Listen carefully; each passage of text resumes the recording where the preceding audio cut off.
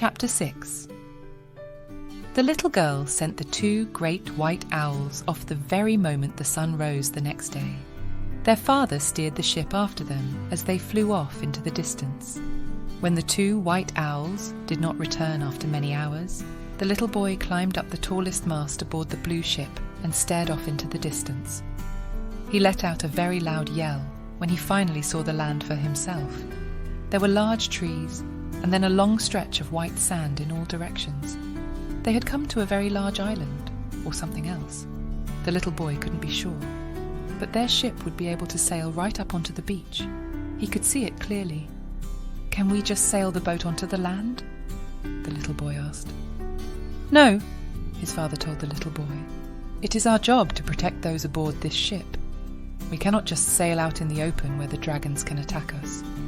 "But how can we stop them?" the little boy asked. "What can we do?" "We cannot stop the dragons," his mother said.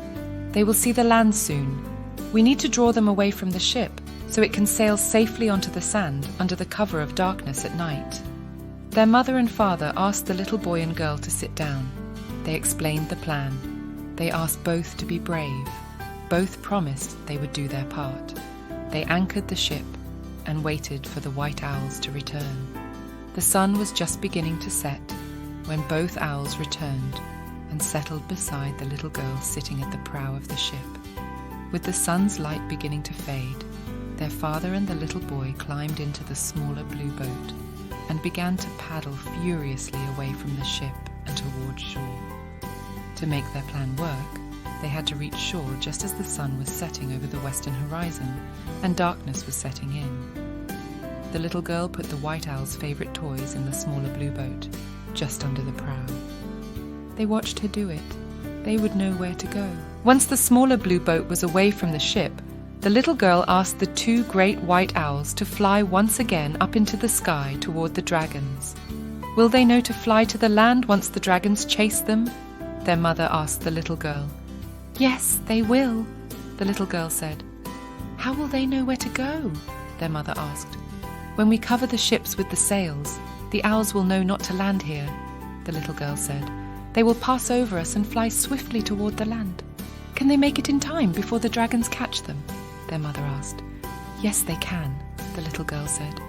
"They are as fast as the wind." "Faster than the dragons?" their mother asked. "Yes, faster than the dragons," the little girl said. Their mother and the little girl watched the 2 great white owls risk their lives yet again as they raced upward toward the dragons.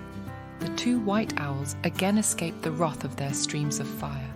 They streaked back to earth, but this time, the dragons and all the other creatures high above followed the 2 great white owls as they streaked toward the land.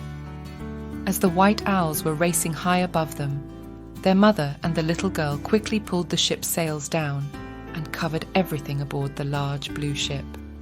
The little girl asked all the animals aboard to be very quiet as the darkness of the night began to settle in.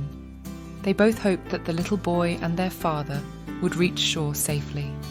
There was no way to know if their plan might work, but they had no choice. They had to protect the animals aboard the ship.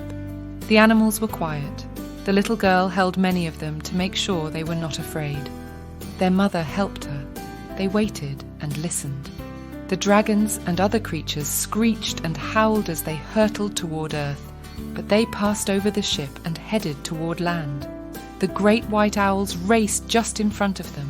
Once the dragons had safely followed the white owls toward the land and the smaller blue boat, their mother and the little girl uncovered the sails and attached them to the masts again. The wind picked up. They sailed quietly in the darkness as the night settled all around them. Their hope was that they could safely go ashore in the darkness of that night. Neither spoke as the ship sailed toward the land. They could hear the cries of some sort of battle as they approached the land, but neither knew what it meant. They hoped for the best.